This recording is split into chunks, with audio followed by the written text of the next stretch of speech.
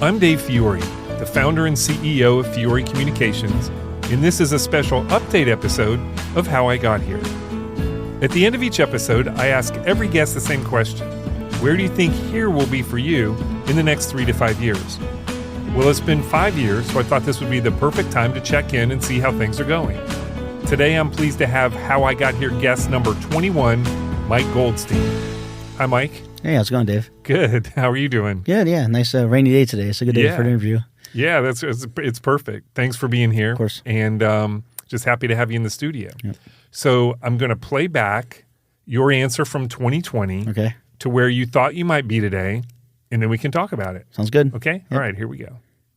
I'll still be in Tallahassee. I know that much.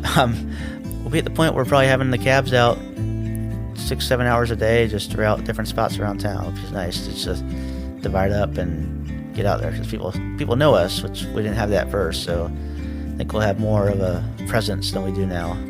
Do you see yourself doing this for a long time? For the immediate future, and maybe 10 more years, we'll see. But I mean, if you go to other cities, a lot of people, like retired folks, get out just to do it for fun. And I've had guest drivers actually do it. We do a nonprofit share called Pedal for a Cause, where we can have people just chip in, and basically all the tips will go to a nonprofit of their choice. So kind of like the guest bartending, but guest pedaling. Yeah. And I had the mayor do it once on a whim. So they, at the Experience Tallahassee Festival a couple years ago, Elizabeth Emanuel was like, "Hey, the mayor's trying to find you. I thought he needed a ride." And he just wanted to borrow the bike for an hour. So he told me he was insured at the end, so that's good at least. But yeah, it's cool to just kind of have that kind of stuff going. So we've had people do that over the years, where they just kind of borrow it for fun. And then I think long term I'll be going as long as I can.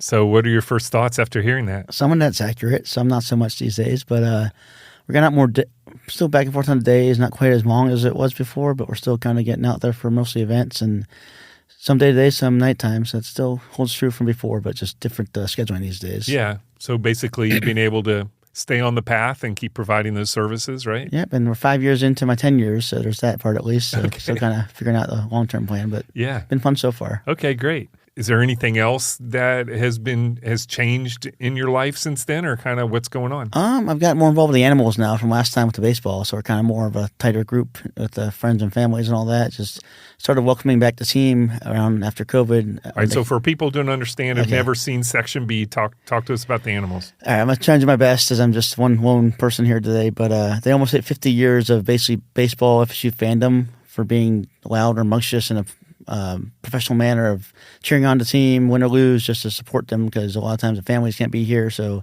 the fans in that section step up and show that they support the team for that. So it's been a whole almost 50-year kind of tradition that started at Hauser in the parking lots way back when, but I kind of found myself as part of that group, and now we're kind of doing more involved with that and being part of that more now. Nice. Yeah, and baseball is kind of a unique fandom in that way, the constant noise and trying to interrupt and get in people's heads. Baseball's intimate enough you can do that, where obviously you can't do that in football. So it makes baseball a different experience as a fan, right? Yeah. So after COVID and I guess right when it came back, I started welcoming the team back, because typically they'll do it postseason at the end of the season. But I took it upon myself to try and start doing that more for just when they come back from away games, so it shows that we're still there, win or lose, supporting them. So then I got some of the other animals to join in on that too, and it's become a new kind of post-game tradition, getting them back there. But then now the tailgates to the game and back has been a whole part of the business too model, just helping people get around. I got older folks that hit me up for rides, and then folks that just want to maybe keep the party going after the win. So it's been fun being part of that too. Yeah. There have been a lot of wins this year. Yeah, that helps. Yeah, for sure. All right. So Mike, over the last 5 years, what would you say has been the biggest surprise to you? I guess last time we talked more about the advertising aspect. So just finding niche clients that typically don't tend to advertise locally or be part of that more. So we got Visit Tallahassee back-to-back with the Bicentennial and the World Cross Country Championships. So they worked with us for 2 years to help promote those things. Fireball Whiskey found me for a parents' weekend one time just to help with their new brand. So that's kind of trying to help get people around for that. But little things like that help keep us going. But then also it shows I have a portfolio now to help when I'm promoting things that say, hey, we've done this with this. So now it might get more traction for folks to might want to try advertising different angles now too. Yeah. So are people interested in a world of digital marketing and everything? You provide an alternative to that, right? And is that kind of part of your approach to talk to them about that? Yeah, because our thing is still more personalized because the banners still provide an icebreaker of sorts. So even with candidates in office trying for, now we're in our election cycle again, so it's been a fun thing back and forth with that. But just a different way to spin how to keep people engaged locally because we're still getting the word out on things that's happening. Because even with today being the county commission, Coke is trying to get their funding straightened out for their year. So stuff like that is things to know about in the community as well. Right. Yep. That makes a lot of sense. All right. So what do you think you've learned most about yourself over the last 5 years? Find a better balance because I think last time we talked, I was still getting the business side of it figured out, taking over off the bat from that. But now it's more of that whole learn how to say no more because a lot of times you get asked to do certain things or think you have to be that yes man every time. But now it's a matter of if you want to take a day to relax or do other things, you can have that choice and make it count because you don't have to always be on the grind to still get things done. So I've learned how to have better work-life balance in a sense and got more of that figured out these days, I feel like. Was that hard for you at the beginning? Yeah, because I was still kind of like learning the whole business thing and getting it fresh from taking over from my dad. So more of now backing off of that a little bit, still getting things done, but I plan my week out in the sense of like I get 1 or 2 days to just kind of decompress for the next week and try and figure out what that looks like for the month. Okay. You're 5 years older. You have a physical kind of job. How's that going? Are you able to, do you feel older when you're pedaling people around? Yeah, and the hills didn't get any easier, so there's that part. But we have gotten a little adaptation. We got battery-powered pedal assist that we're working on, still kind of finessing, so that does help with the hills and the longer distance. So we're still kind of adding to the fleet and adapting with that regard. So it helps to have a little bonus these days with that. Yeah, that would help. I see kids riding around all the time, and I'm like, man, you're cheating, but I would do it too if I was. It's warranted at times, so yeah, it definitely helps. No, your job, I would have that thing on 100% of the time.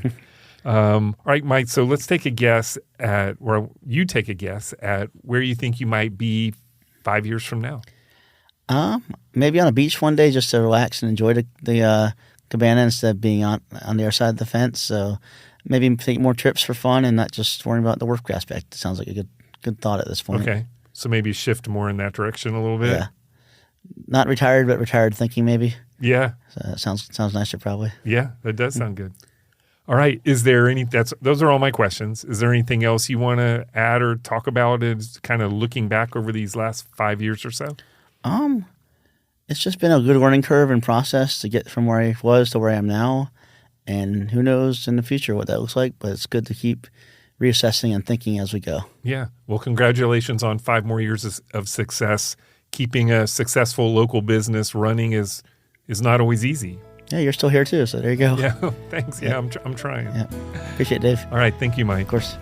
All right, Mike, thank you for giving us an update and sharing your ongoing journey with us. It is always great to see you. To our listeners, if you have not already, I encourage you to listen to Mike's original episode. It will put some context to this conversation and add some additional insight into his journey. You can listen right here or at tallypodcast.com. Thanks for supporting this podcast and connecting with your community. We'll see you next time.